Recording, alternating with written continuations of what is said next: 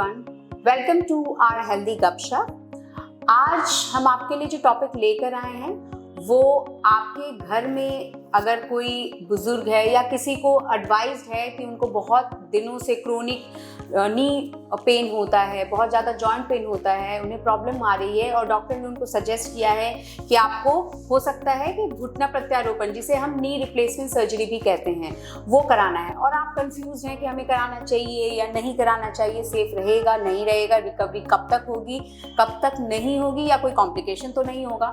ऐसे सभी सवालों के जवाब आज आपको इस पॉडकास्ट से मिलने वाले हैं, क्योंकि आज हमारे साथ हैं कैलाश हॉस्पिटल्स के senior orthopaedic and joint replacement surgeon doctor Sushil Sharma ji, जिनसे हम जानेंगे आपके जितने भी ऐसे सवाल हैं उन सभी के जवाब। हमारे पास सोशल मीडिया पे कई ऐसे क्वेश्चंस आते हैं जो अक्सर क्या होता है कि या तो पेशेंट्स दूर हैं या आपके पास आ रहे हैं, बट एक सवाल दो सवाल पूछते हैं, कुछ सवाल वो नहीं पूछते हैं, तो वो कंफ्यूजन में रहते हैं। कुछ पेशेंट्स होते हैं जिनको नी रिप्लेसमेंट सर्जरी एडवाइज्ड है, बट उनको डिसीजन टाइम इतना होता है कि करवाना चाहिए नहीं करवाना चाहिए।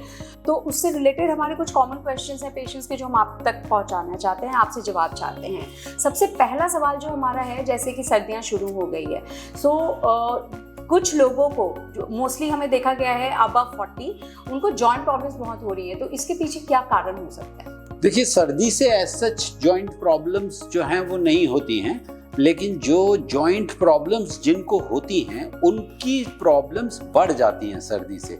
जैसे फॉर एग्जांपल, अगर आपके जोड़ में थोड़ी सी आर्थराइटिस है तो जॉइंट में जो है वो सर्दी में जब टेम्परेचर नीचे जाएगा तो जॉइंट में स्टिफनेस बढ़ जाएगी, स्टिफनेस बढ़ जाएगी, सख्ती बढ़ जाएगी, जकड़न बढ़ जाएगी। वो जकड़न की वजह से आपका मूवमेंट और चलना फिरना कम हो जाएगा। तो आपकी सफरिंग इसलिए बढ़ रही है क्योंकि ऑलरेडी वहाँ पर थोड़ी सूजन, थोड़ी इन्फ्लेमेशन थी, आर्थराइटिस थी। अगर सब कुछ बिल्कुल नॉर्मल है आपके जॉइंट का तो सर्दी और गर्मी से फर्क नहीं पड़ता है, लेकिन सर्दी में डेफिनेटली आर्थराइटिस में जो है वो थोड़ा खराब होता है। कितने कॉमन रीजन हो सकते हैं कि किसी को टोटल नी रिप्लेसमेंट सजेस्ट किया गया हो डॉक्टर द्वारा?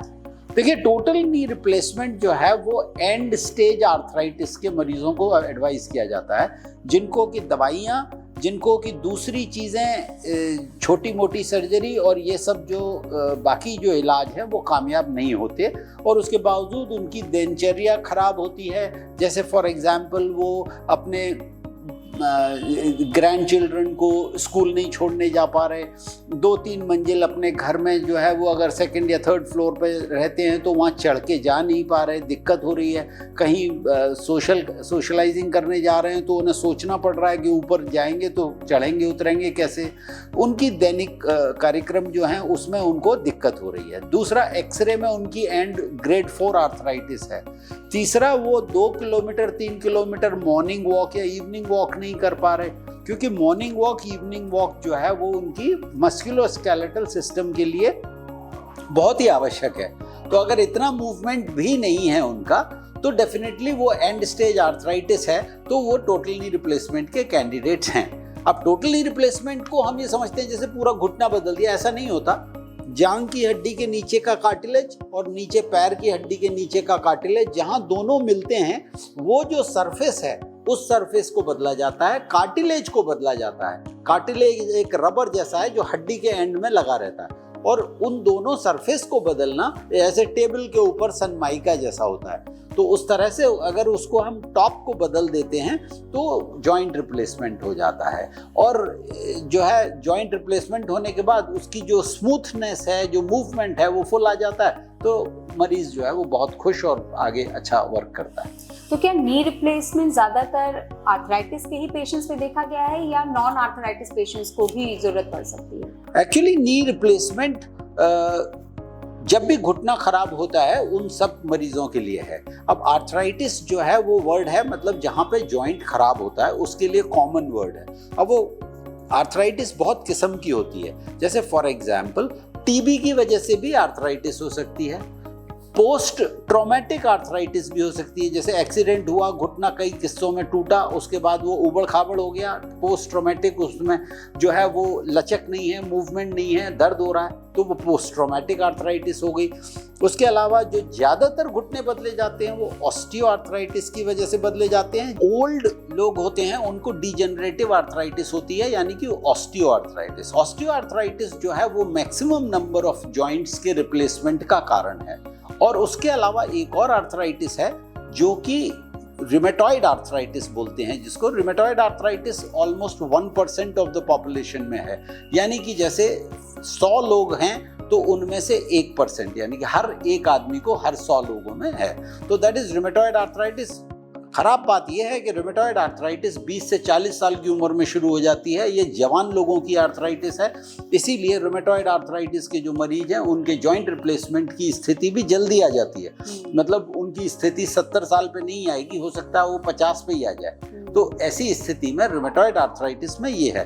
उसके अलावा सेप्टिक है, जैसे इन्फेक्शन की वजह से बच्चों में और बड़ों में कभी कभी इन्फेक्शन से जॉइंट खराब हो जाते हैं। इसी तरह से बहुत सारे कारण हैं, वो कॉमन ग्रुप को हम आर्थराइटिस कह रहे हैं और उन सब के लिए जॉइंट रिप्लेसमेंट जो है वो अंतिम इलाज है। और नी रिप्लेसमेंट कितने तरह के होते हैं सर? नी रिप्लेसमेंट आमतौर पे जो है वो जो अभी कॉमनली होता है वो टोटल नी रिप्लेसमेंट सबसे ज़्यादा कॉमन है। टोटल नी रिप्लेसमेंट जो है वो बोन सीमेंट के साथ सीमेंटेड होते हैं और बहुत कम नी रिप्लेसमेंट जो है वो अनसीमेंटेड होते हैं। अभी सारी दुनिया में सीमेंटेड नी रिप्लेसमेंट ही गोल्ड स्टैंडर्ड है। उसके अलावा यूनिकंडाइलर नी रिप्लेसमेंट होता है, यानी कि टोटल नहीं होता, वो सिर्फ आधा नी बदला जाता है, अंदर के वाला ज़्यादातर, क्योंकि हमारा जो वजन देने का एरिया है वो अंदर की तरफ है, घुटने के अंदर का हिस्सा। तो अंदर का आधा घुटना बदलेंगे तो उसको यूनिकंडाइलर पार्शियल नी रिप्लेसमेंट बोलते हैं। पूरा नहीं बदला गया, आधा बदला गया। तो ये भी बहुत सारे लोगों में जिनमें पूरा घुटना खराब नहीं होता उसमें मुमकिन है। लेकिन ये फैसला कि आधा बदला जाएगा या पूरा बदला जाएगा ये डॉक्टर करेगा एक्सरे और सीटी स्कैन वगैरह देख के। और उसके बाद दूसरा है, आजकल नया एक सिस्टम आया है जो robotic knee replacement. Robotic knee replacement मतलब उसमें नी रिप्लेसमेंट जैसे हैं वैसे ही होगा, टोटल होगा, पार्शियल होगा, बस वो रोबोट की से कट लिए जाएंगे।